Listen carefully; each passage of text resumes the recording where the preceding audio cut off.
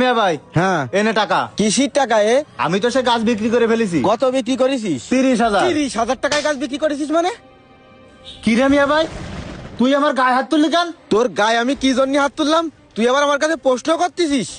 আরে তুই আমার ভাই হয়ে তুই এই কাজটা আমার সাথে কি করে করতে পারলি? শোন ভাই, আমি এমন কিছু করিনি যে তুই আমার গায়ে হাত তুলবি। কি করেছি আমি?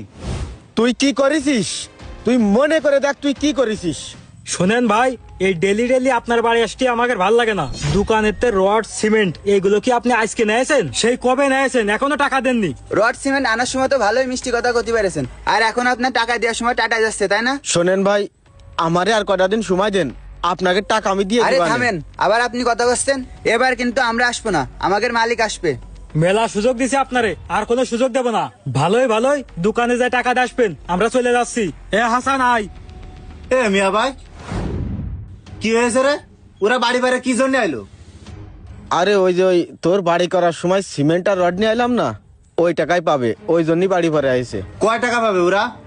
ওরা তো টাকা পাবে 35,000। তার জন্য ওরা বাড়ি বাইরে এসে এতগুলো কথা কয়ে যাবে?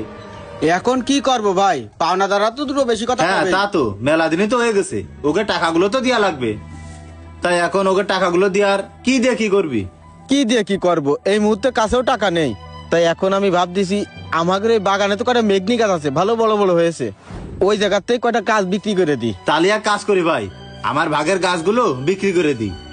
আরে না, আমার ভাগের গুলো বিক্রি করে দিই, আমার ভাগের গুলো তো ভালো বড় হয়েছে, আমার ভাগের গুলো বিক্রি করলি কিছু টাকা আসবে না, আর তোর গুলো তো এখনো ছোট, ওগুলো বিক্রি করে লাভ নেই। তাহলে তুই একটা ব্যাপারে ডেকে নিয়ে আসে বাগানের গাছগুলো দেখায় বিক্রি করে দে গাছগুলো। আচ্ছা ঠিক আছে, আমি দেখি ব্যাপারের সাথে কথা কবানে। আচ্ছা ভাই, ব্যাপারীর মাধ্যমে গাছ